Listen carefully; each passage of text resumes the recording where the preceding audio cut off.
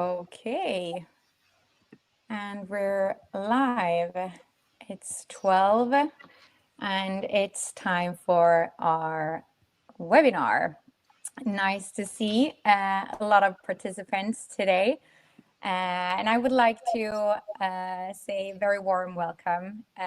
It's to our webinar about analyzing and improving test code quality, why it matters, and what you can do in this area. My name is Sabina Engdahl. I'm the Group Digital Marketing Officer at System Verification. Erik will talk more about that in a moment, the company. Today I have 3 guests with me, 2 of my colleagues and 1 special guest from our ecosystem company, CodeSeam. Really glad about that. But first, I would like to remind you of some features in this tool we're in right now. We have a chat on your right where you can comment the discussions. Next to it, there's a Q&A session. So if you have any questions during the session, please write those in the Q&A section. And we will have some time in the end to answer these questions. The recording, together with the material from this session, will be sent to you afterwards. You can also find the recording on our website under our webinar section during the next few days. But let us continue with this webinar and the guests and the topic of today. So let me introduce Erik Björhäll, our Group CEO. Hi. Hi, Sabine and everyone. So, please share something about you. Why are you here? Sure. So my name is Erik. I'm the Group CEO of System Verification. I've been here for 20 plus years, so basically from scratch. And short about System Verification is that we were founded 21 years ago, and we're leading global niche QA service provider. So we're focused on quality assurance only. And we're covering basically all aspects of a modern software development process where we do activities that raises the quality of the end product. So as you hopefully know, quality is designed into the process from beginning. Testing itself does not raise the quality of the product, even though today's webinar is more test focused. So today we're closer to 400 co-workers in 4 countries in System Verification. We exist in Sweden, Bosnia, Germany, and Poland. So that's short about me and the company. And if you have more questions about us as a company, write them later on in the Q&A session. Thank you, Erik. I will hand over now to Jens Johansson, our test automation and performance engineer. Hi, Jens. Yes, hello. Who are you? Yeah, who am I? Yeah, I've been working within the field of quality assurance for the last 15 years, since I graduated from college, basically. And I've been with System Verification for the last 10 of those years. And I work, as you say, as a test automation and performance test engineer. So I work with our clients to implement automated tests for regression testing, functional tests, and also performance tests. So I write test code on a daily basis. And I've been with a number of companies throughout the years and seen different approaches to this. But yeah, that's what I do. I help our clients achieve their goals when it comes to test automation. Yeah, great. Thank you. And last but not least, an extra special welcome to you, Adam Tornhill, founder, CTO, and senior developer at CodeSeam. Hi, Adam. Hi, Sabina, and hi, everyone. My pleasure to be here. I'm Adam Tornhill. I've been working with software development for more than 25 years now. I still enjoy it. And I'm the founder of CodeSeam. We founded CodeSeam in 2015. And CodeSeam is a software engineering intelligence tool. And our mission is to help companies succeed with software development. And an important part of that is, of course, test automation. So that's why I'm really pleased to be part of this webinar. Glad to have you. So now we know who you are, and now we need to know a little bit about our audience. So I would like to start a poll just briefly now to get to know you a little bit better. So does your company address test code quality today? Please choose an answer which you feel is most connected to how you work today in your company, your assignment, and so on. Cool. How we are missing a few, so please, everyone in the webinar, yes, it's ticking,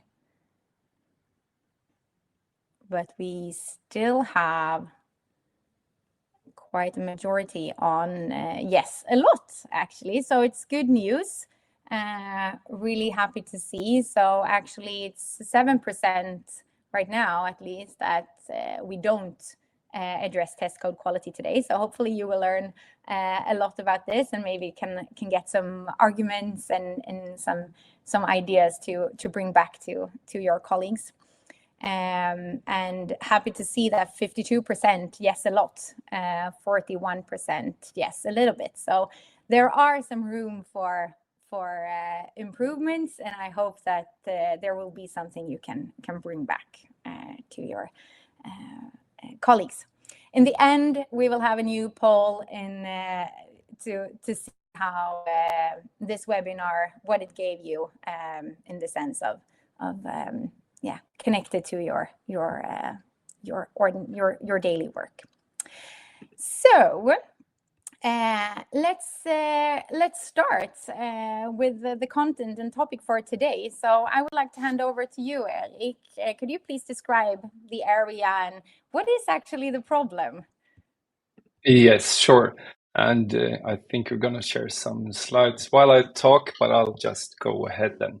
Well, as I said, quality in software development is far more than just software testing, but the topic for today is to discuss test code quality, because we often talk in the business, we often talk about code quality, but rather from an application or production code perspective.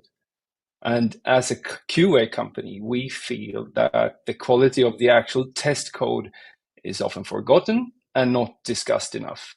But given the poll result, I might be preaching to the choir here for many of you, since you are addressing it on a daily basis, but I'll go ahead anyway. And so back to the topic for today. What is the problem? Why does it matter? And what are the business benefits of analyzing and improving the test code quality? More about that later on. We are helping a lot of customers and companies today to analyze their code quality. So we have the data and we have the experience to share without disclosing any sensitive customer data, obviously.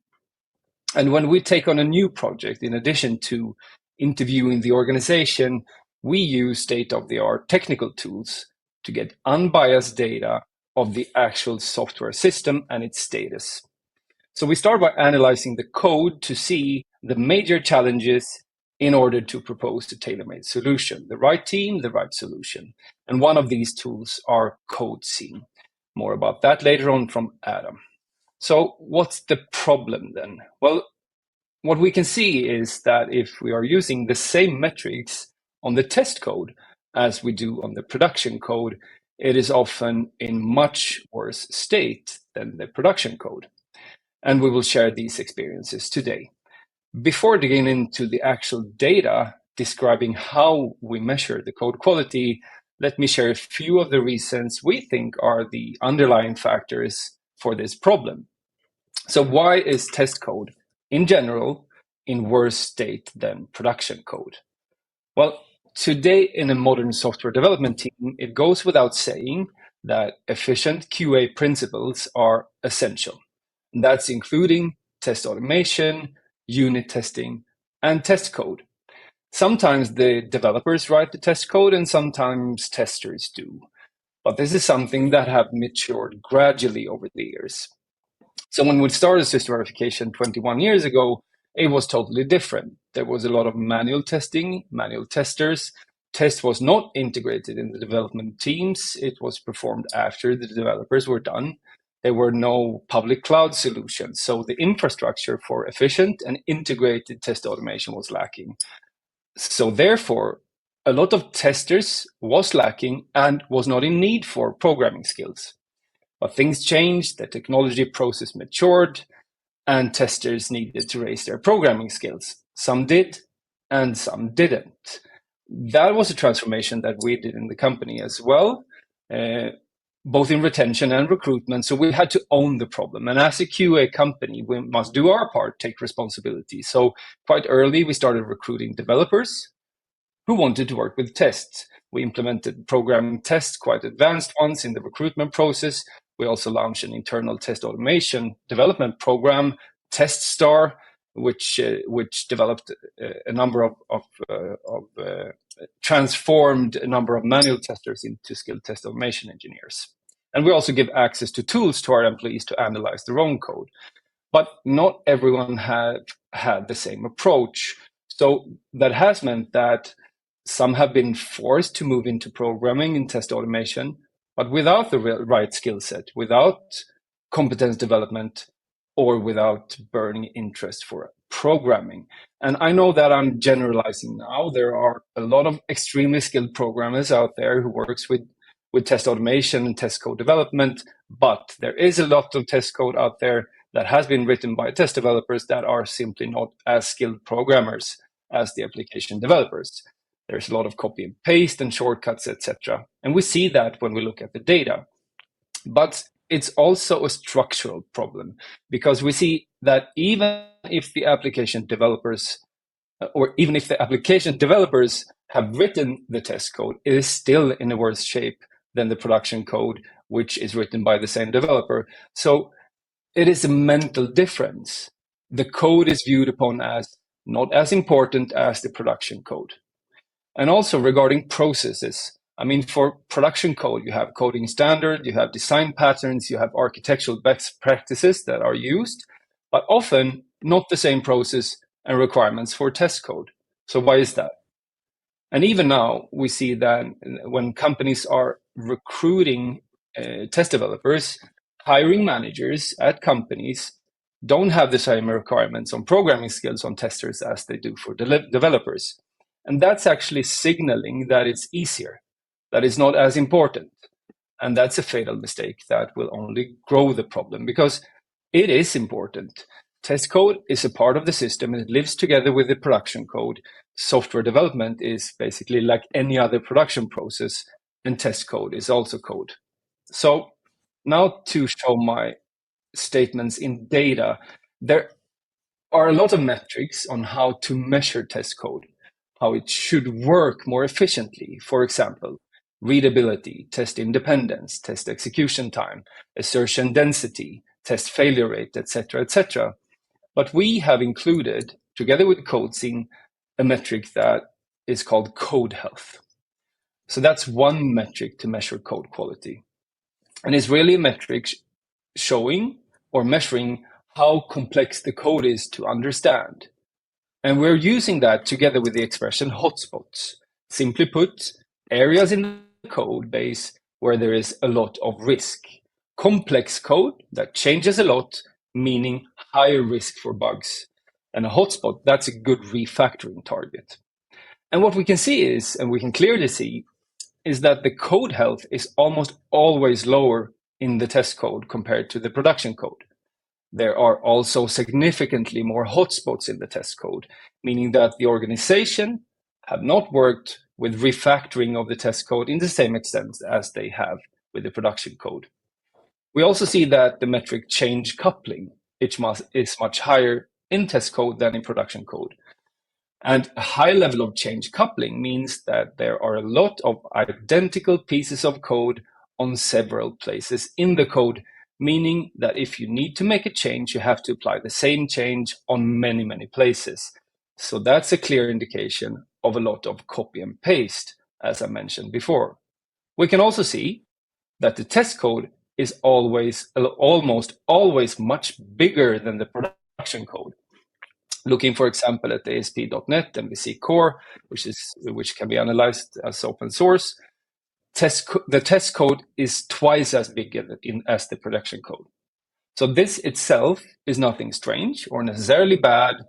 Testing, for example, edge cases will generate more code. One production code method might need 5 to 6 methods of test code. However, we do have big code bases with poor code health, with a lot of hotspots and a high degree of change coupling.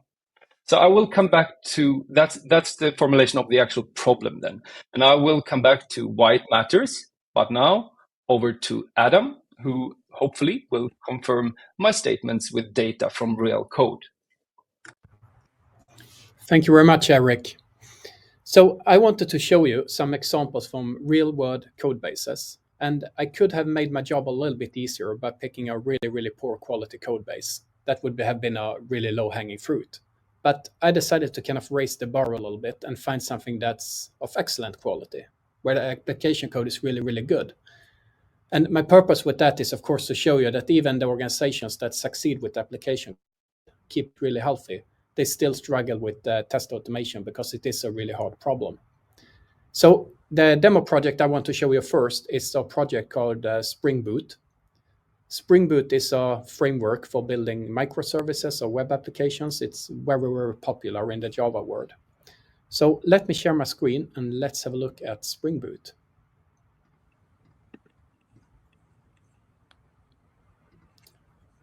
Here we go. So what you see on screen here is a visualization of the complete code base, many, many hundreds of thousands lines of code. And this visualization shows a core problem with software development. And one of the problems with software development is that software lacks visibility. There are very few organizations that have a situational awareness of their code. And that makes it really, really hard to value and act upon code quality issues. So what I want to show you now is how quickly we can get a complete overview of a complicated code base. So the way you read this visualization, let me scroll a little bit so we center it, is that each one of these circles that I'm hovering over right now, each one of those represents a top-level subsystem or a high-level component. So if this was one of your organization's code bases, you would recognize the names of these circles as important subsystems or important value streams. It's also an interactive visualization, so I can click here and I can zoom in to any level of detail I'm interested in. And once I get to the lowest level of detail here inside this package, I see that each file with source code is visualized as a circle. And these circles, you see that they have different size. Some are quite small, others much, much larger.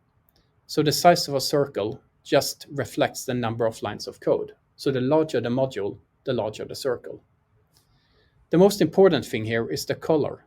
So you see in this case, we have 3 green pieces of code and 2 yellow. The color shows the code health category. And code health, as you see here on the top in the legend, exists in 3 different categories. So everything that's green, that's the acceptable level. So green means healthy code. And healthy code is really, really important. And the reason I can say this with confidence is that we have some pretty strong scientific data that shows us that green code, if you look at the bar in the top right corner here, you see that in green code, if you measure the time it takes to implement a new feature or fix a bug in green code, then you see that you can do that almost twice as quick compared to an equal change to yellow code, problematic code. And you can be more than almost 3 times as quick compared to changes to red code. So if your organization has green code, then you can iterate 2 or 3 times as quick on average as your competitors that have yellow or red code. But it doesn't stop there, because there's also a strong correlation to the number of defects that you're going to release into production. So what we see here in this graph is that if you have healthy code, then you have on average 15 times fewer defects than code bases with red code. So what I wanted to say with this data is that there is a very strong correlation between what you see here, the code health colors, and the business value and business risk. So let's tie this back to the test automation. Like I said, Spring Boot is a code base of really, really high quality. And we can see that if we zoom in on this one component here called Spring Boot, Then I see that the code inside the main component here, that's the application code. You see that virtually all of it is green. It's acceptable quality. But we see a notable difference to the test code to your left. We see that there's a lot of yellow code. And to show that this is not a fluke, we can look at another one. We can look at the auto configure here and see the same pattern, that the application code is green and healthy, where we seem to have some quality issues in the test code. Now, let's try to quantify this. Let's look at a different view. So instead of looking at this visualization, I want to look at the whole components. So I'm going to go to a system health view here to get an overview. And I'm going to sort the data by code health. So we see the components with the lowest code health first, and then the healthy ones below. And as you see here, the top 3 components or subsystems with unhealthy code are all test projects. And what's even more interesting is that if we look at the first one, that's code for that to test a Gradle plugin, part of the build system to deliver the software. Then we see that a year ago, this code base was already a bit problematic, was already unhealthy. But we see that over the past year, it has slightly degraded. So that means that the code quality is worse today than it was a year ago. And one could think that it's a pretty minor degradation. So does that really matter? Well, it actually does. Because we have some new and pretty exciting data that I want to share with you. So if you look at this S-curve, this one shows the relationship between code health and the business value. And code health under the hood is more granular than just red, yellow, and green. It's actually a scale that goes from 1 up to 10. And what we can see here is that even if we have a pretty good code health, maybe we have a code health of 9, so it's at the bottom green segment, we do see that the value equation for the business that we have on the y-axis, we see that there is a big room for improvement here. So if you manage to improve your code health, you manage to move it to the right, you can increase your value equation. Now, what is value equation? Value equation refers to 2 dimensions, the 2 dimensions I covered before when I went over these graphs. So value equation means that you can have a quicker speed to market. Maybe you can deliver things twice as quick. It also means that you will push fewer defects and bugs into production. And bugs are important to minimize because not only are they impacting the product maturity experience for your customers. The problem with bugs is that they also come back in the shape of unplanned work for your development teams, meaning that they will have a lot of context switches and waste for things that could have been prevented would the code have been healthy in the first place. With that covered, I want to show you one more thing and tie back to what Erik talked about copy-paste in test code. So let's leave let's leave the Spring Boot project and let's look at another project from Microsoft.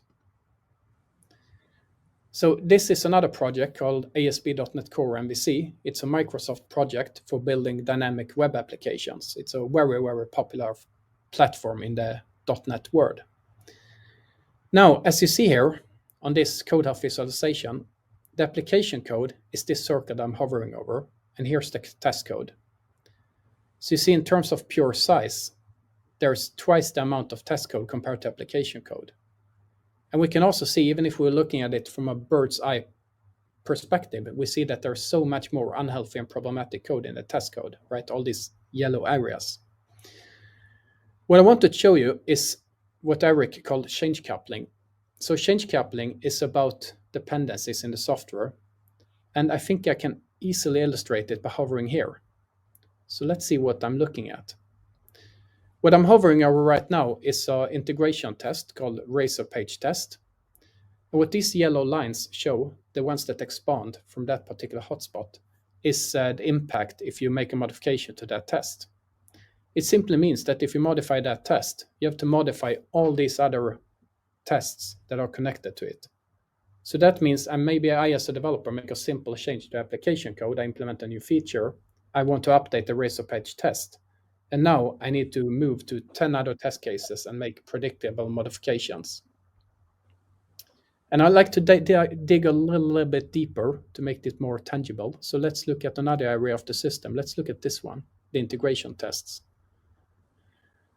So what we see here is also kind of interesting. Here's another test case, complex type model binder integration test, a really long name. And the details are not important. What's important is that, as you see, when I'm hovering over this problematic piece of code, I have dependencies to 7 other test cases. And I kind of said that this is very often due to duplication and copy-pasted code. And I can verify this by clicking on it. And to the right, I get a panel with different actions I can take. So let's X-ray this large module and see what it looks like inside. So it's just like going to the hospital and having an X-ray. And we see here, we get a list of all the test cases inside this module. They have pretty cryptic names. But we easily see that the number 1 test case here, it suffers from code application. The second test case also suffers from code application. So there's a lot of application here. And the consequences of that application is that it leads to very, very expensive changes to the software. And you see this in this change coupling view here, that when I, as a potential developer, want to modify this test case, then I also have a predictable modification to this other test case in 100% of all changes I do. So if I implement 10 features in this area, I need to modify these 2 test cases together 10 times. And the explanation to that is shown in the column to the right that says similarity. 99% code similarity. What does that mean? Well, I know that not all of you are developers, but I think we're going to be able to crack this one together. So let's compare these 2 test cases and see if we can find any kind of subtle commonalities. So what you see now is to the right, you see one of the test cases, and to the left, you see the other test case. And the differences between these 2 test cases are highlighted using yellow. And as you see here, the only difference is a single character. One says 5, the other one 7. All other code and logic in this test are virtually identical. So this explains this expensive change coupling behavior where I make a change to the one to the left, and now I need to make the same update to the code to the right. It's really, really expensive. And it's also very easy to miss that, which means my test case might have a bug. So with that covered, let me handle back to Erik.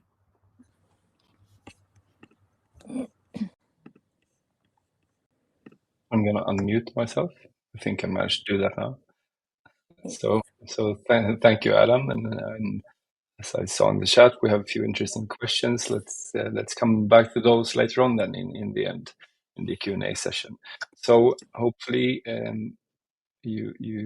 what Adam just showed us, in my opinion, confirms my first statements initially. So, but just to continue then and to go on, as I ended by saying, we have big code bases with poor code health, with a lot of hotspots and a high degree of change coupling.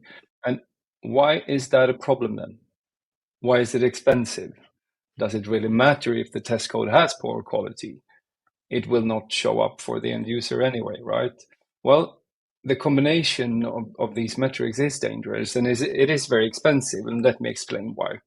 So first of all, and the most obvious one, it's safe to draw the conclusion that poor test code does not do its job properly, i.e. bugs slipping through and found by end users in production, affecting both customer experience, but also driving a lot of unplanned work for developers. You talked about unplanned work, Adam. And do you know that in average, 30 to 40% of a developer's work week is spent on unplanned work? And also, and hopefully many of you know this in the group, that a bug found in production is several hundred times more expensive to fix compared to if it's found early. But in addition to that, then, if we divide the problem into the first one, the testing organization problem, well, the test code itself, most likely, with metrics like these, contains a lot of bugs. And systems with bad metrics referred to as red code by code scene. Adam, you showed yellow code, but there are even worse code called red code. Well, it's shown to contain 15 times more defects than green code. That's healthy code, 15 times. Also, fixing a defect found in green code, healthy code, is 124% faster than in red code. So it means that the maintenance work grows rapidly in the testing code for code bases with these metrics. Our experience is that many organizations have identified this. It takes much longer time than they expect and that they want, but they think that the solution is to hire more people with the hiring manager mindset I mentioned before, which will grow the problem, which will be extremely expensive. So instead, invest in taking test code more serious, invest in refactoring and improving the code health of the test code. Then we have the speed problem. Well, this drives time and cost for developers. Often, the code change itself, when fixing a bug, is not the activity that is driving the most time. It's analyzing the problem that is most time consuming. And with data like this, it's much harder to understand the test code, which drives significant time for the developers to analyze and to debug the software or debug the issue, meaning a lot of new unplanned work affecting the speed of the total development process. So less time for developers to innovate, to implement new features, and to create business value. And then we have the trust and confidence problem. Well, with poor test code, the confidence in refactoring and new development gets lower. And when there are a lot of test cases that continuously crashes simply because they are incorrect, it means that the trust for the test code decreases and real bugs will slip through instead. Well, the test cases always fail. Surely there's a problem with the test case. And last but not least, with a good code health, you get better precision in your estimates.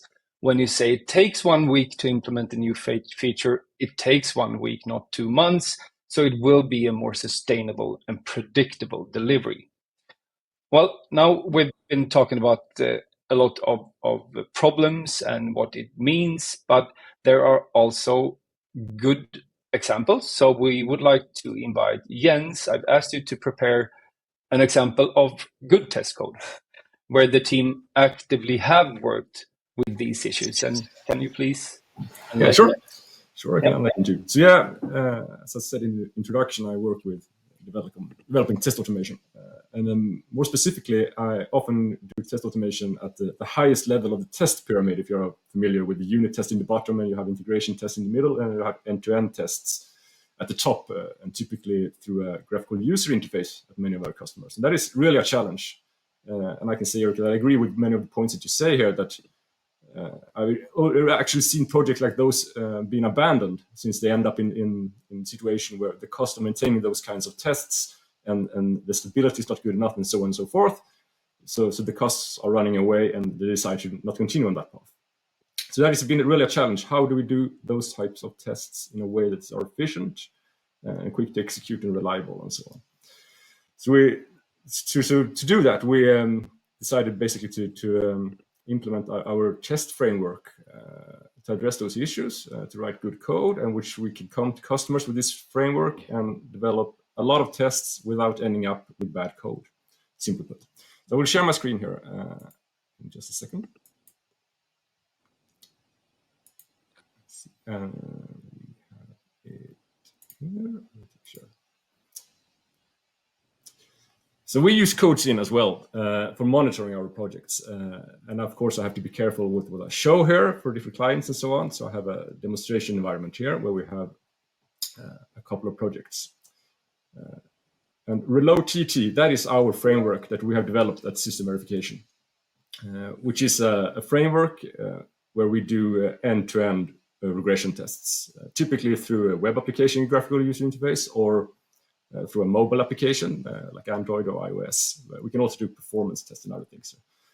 But that is what we have as a template within our company. And then we can come up to our customers and then we use this template and start to implement actual test scenarios. And what we can see here is, okay, we run CodeSyn, of course, on our own framework code. And this code is to give you some background here, we use libraries like Selenium and Appium and test runners and so forth that are open source. We have packages in the framework of our own.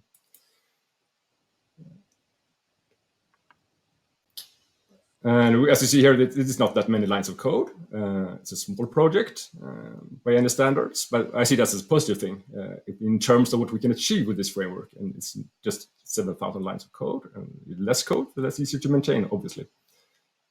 And we have our code health down here, where we can see our average code health within the project and the hotspots. As Adam and Erik mentioned, this is files that are changed very often. And we still have quite good code health there, but obviously we have some files that are not as good, and we try to address them and so on. And then we can go to our customer project. So this is a project where we have implemented test cases for an Android application for one of our customers. I will not mention names here, but this is a large energy company in Sweden. And they have a mobile application, and they want to make sure that users can log in and that certain users can see certain information and not other information, and the data is presented as they expect, and so on and so forth. So they have a number of implemented end-to-end test scenarios here on the mobile application. And what's a bit interesting in here is that, okay, it's still not that much code here. It's quite a new project, but so this is essentially the other project I showed called Reload plus test code for this specific customer test scenarios. So we have around 4,000 or 5,000 lines of test scenarios defined here. But still, the code is very good. It's even better actually here than in the original project. And what that indicates to me is that the consultant here in this project, he develops test cases that are really, really good. I mean, the test code in those specific test cases does not increase the complexity in the project as such, rather decreases it. However, we still have problems here. We have a worse performer, and I can look at this. Okay, what's this file? And we have a file here called generic table verifiers. Don't tell you much, but I know, okay, this is a file that we use for verifying data in a table in a graphical application, like a HTML table of data, basically, that we want to verify. And I can look here as, let's see, I have to select it first, then I can do X-ray. And then I see here, okay, we have some complex methods. If I take a look here, I see that I have a for each in a loop, in a loop, in a loop, and then some case switch statement down here. Okay, not very nice, I agree to that. So it gives us information here what we should address if we can.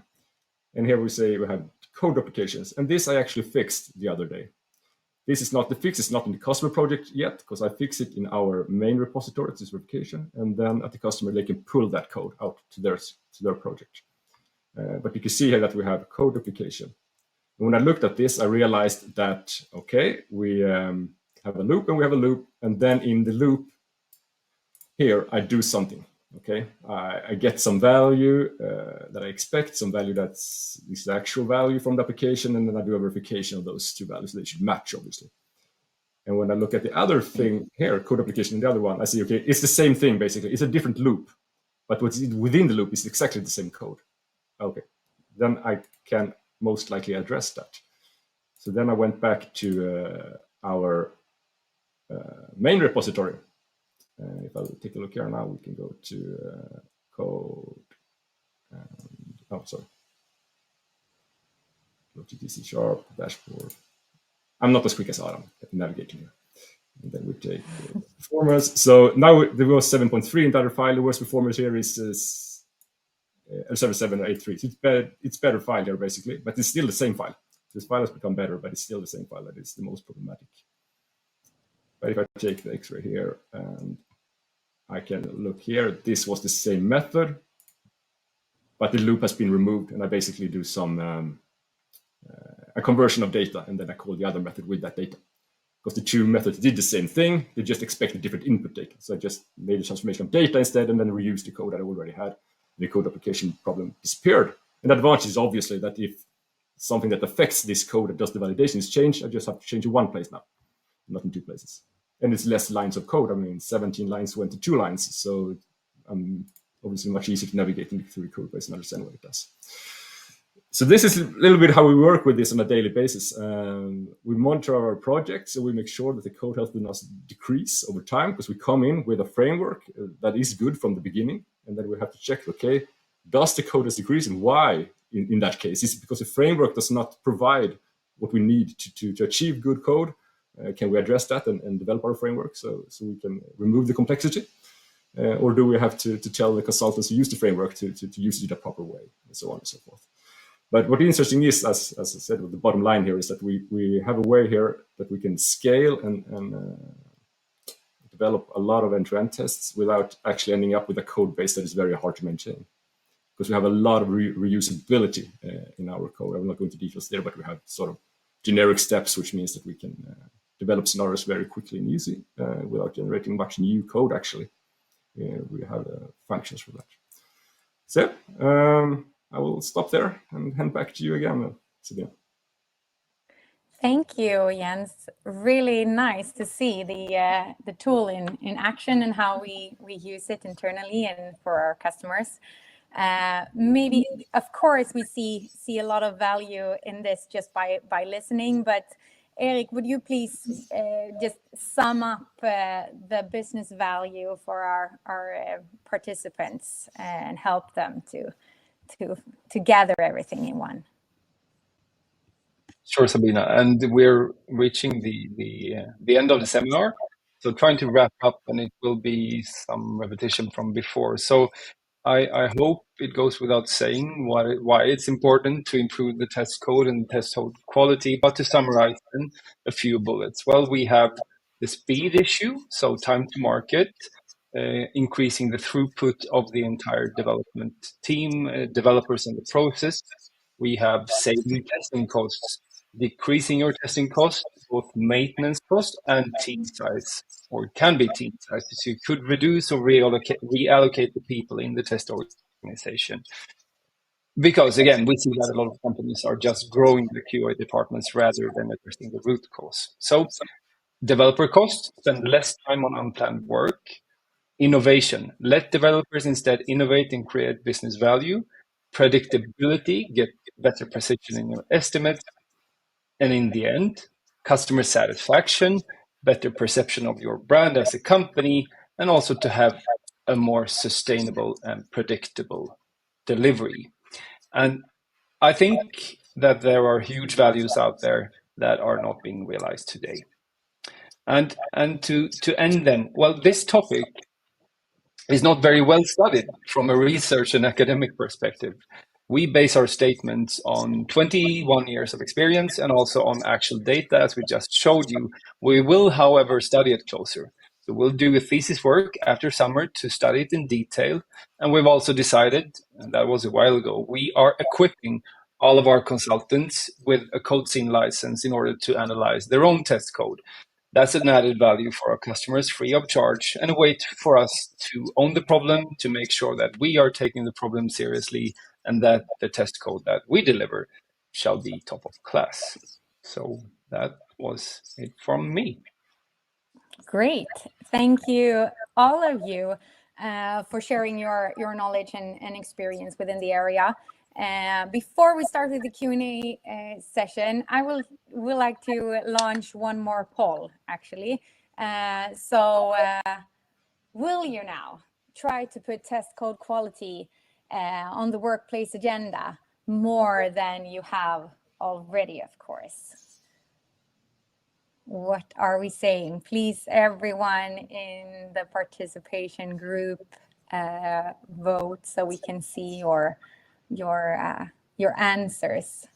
And well, we can see that there are some there are a lot of votes on yes, this is really important. So that's positive. I'm really glad to see. So 92% is for yes, this is really important. So really good. And for those of you who would like more information about this, we're always here. Please reach out. You can find a link to system verification website in the bottom or under me here. More about us, it says.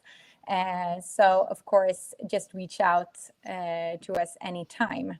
But over then to the questions in the Q&A. So first I see, what's the worst problem you have seen with test automation gone wrong? Maybe Adam, is it for you maybe? Yeah, sure. I'm always happy to share some war stories. So in my previous life, where I used to work as a consultant too, I worked for one company where they had problems with their test automation from the very beginning. All these problems that Erik has been talking about today. And as a consequence, their end-to-end tests were really, really slow. So they were moved to be run once per night. And the problem was that they also had a challenge with change coupling. So what happened was that you, as a developer, you went in, you made a change to a code, and you updated one or two test cases that you knew were going to be affected. And then you committed your changes. And the day after, you came to work and you had 10 broken test cases because there were so strong change coupling and so many dependencies between the tests. So it was easy to miss them. And the problem with that was that the team got used to see a broken build. We got used to see that the tests are supposed to fail because we know they are so fragile. And the thing with that was that it hid a very, very serious bug that the test caught. But we were so used to false positives that we missed this really, really valuable signal. And it ended up costed a lot of delay to the project and a lot of badwill with the customers. So I'm very much on the side of taking this really serious with code quality. Yeah, thank you for sharing. The next question about code health. I understand that there is an important business impact. How did you measure and validate that? Who would like to answer that? Maybe it's Adam again, or? Yeah, it could be for me. So I'm going to answer it briefly. So what we did was that code quality traditionally has been extremely subjective. So what we did was that since we have access to so many real-world code bases, what we did was that we reached out to our customers, got their consent, and we collected data from hundreds of code bases spread across lots of different domains. I think 39 companies were involved. And we measured their code health, we measured their time in development, and we measured the number of defects. So everything I presented when I showed you those graphs before, those are written up in something called the Code Red paper. And it talks mostly about code quality in general, but everything it says is equally true about application code as test code. Cool. And I guess this is also really good for you, Adam. I have heard about SonarQube. Is that a comparable tool to CodeScene? No, it's not. SonarQube is quite a popular tool. It's called a static analysis tool, and it means that it can detect style issues and minor code problems at the lower level. So it might be a useful tool when you write the code.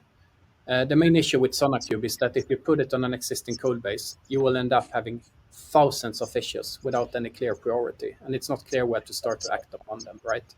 So that's one thing that CodeScene solves instead, that it can prioritize based on how you as an organization work with the code. The other thing is that SonarQube's findings don't have any correlation to a business impact. And I think that is really, really vital because we want these metrics to mean something, not just be vanity metrics. I hope that helps. Yeah.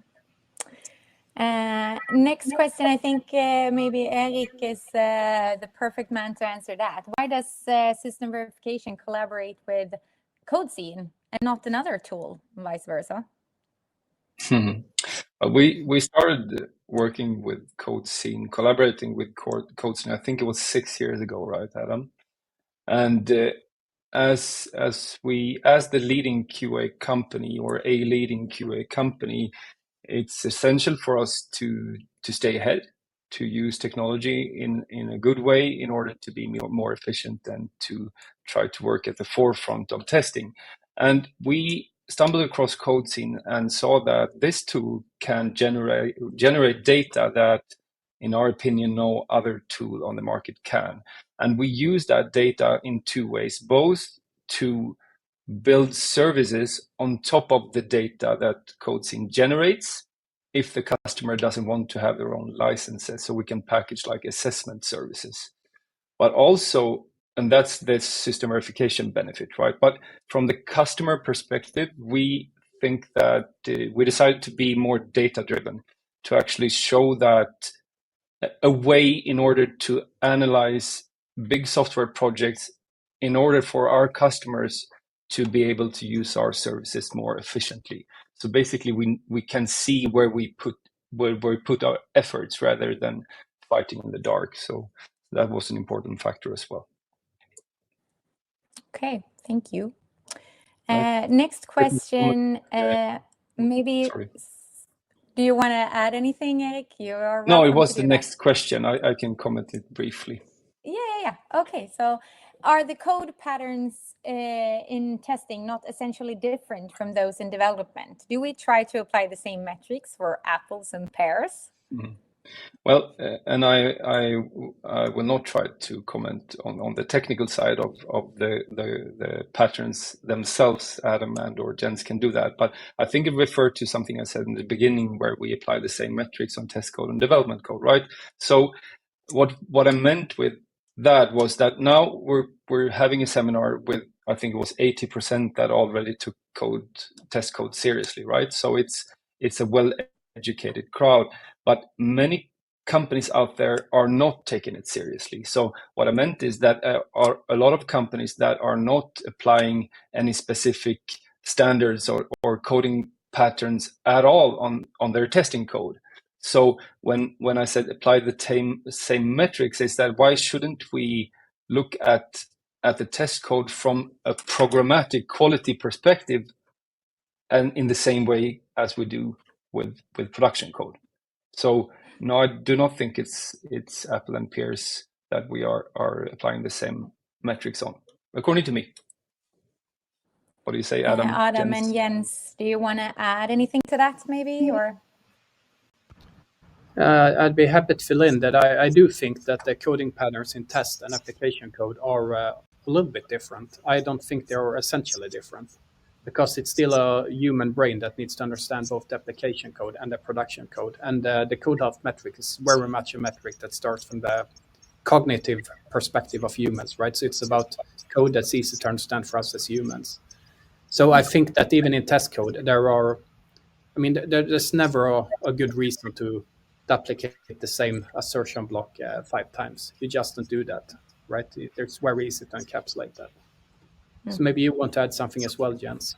No, I totally agree with you. So I don't think they're essentially different either.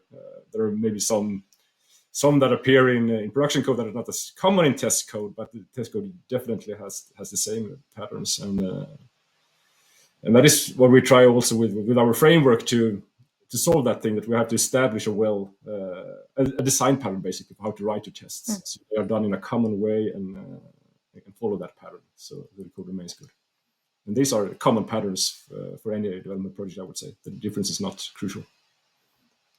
Okay, good, thank you. We have 2 more questions and 7 minutes, so I think we'll manage. So second to last question is, what about security in the matter of test code? Mostly has some login credentials for application. Is it secure in Azure DevOps, for example? But what about security in code scene analysis?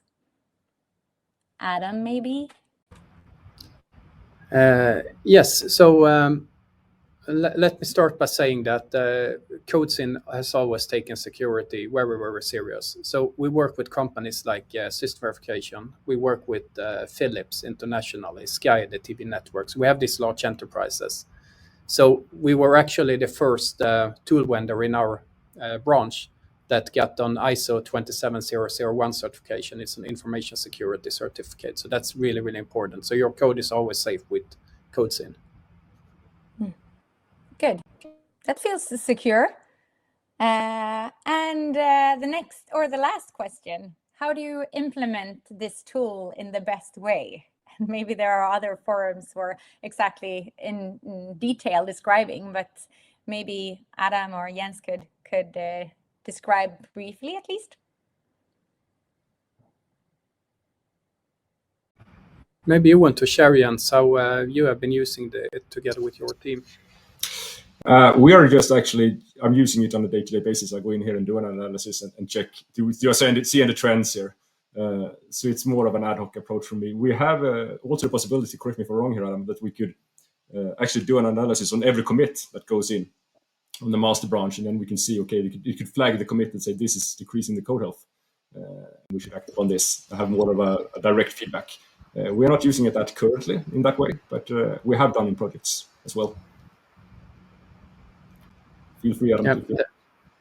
Yeah, that's I would say when you adopt a tool like this, the first step is to kind of just put a safety net on what's already there, put a quality bar on it. And one way of doing that is by using the automated quality gates. So you get an automated code review. So the moment you decline the code half, you get notified. But I think an even more important aspect that ties into the topic of this webinar is to use that tool, to use the data as a communication tool. Because I think that making a change in our industry and making a change in your organization, you need to have all stakeholders aligned. And that means that engineering, management, and product will all need to share the same picture of what does this code actually look like? Where are the strong parts? Where are the weak parts? Because only with information can we make the right decisions. Cool. I don't see any more questions in the Q&A section.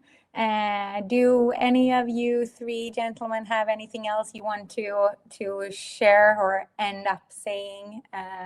Or have you said everything you want in the area? Nothing to add. I think there was that a question, really Sabina. I think there was a question from someone that if did I miss something in the chat? Maybe? if the webinar was recorded. I think the question is yes, right? Yeah. Yes, it is. It is recorded, and we will both email it to everyone who registered for this webinar, but you will also find it on our webinar section on our website. You find the link here below, more about us. And we will also share it in the LinkedIn event, of course, for you who wants to go that way. So within a day or so, it will be done and shared. Perfect, thank you. We would like to thank all of you. Of course, I would like to thank you three for taking your time to answer the questions and talking about this area. And thank all the participants for being active on our polls and the reactions and listening in. And I hope that we answered your questions. And I hope to see you again soon. I want to highlight, we have one more webinar before summer. It will be in mid-June about Tresentis and Tosca. So it will be a different area to dig deep in. So look out for that. We will push it in LinkedIn, of course, and on our website. Take care, everyone, and see you soon. Bye.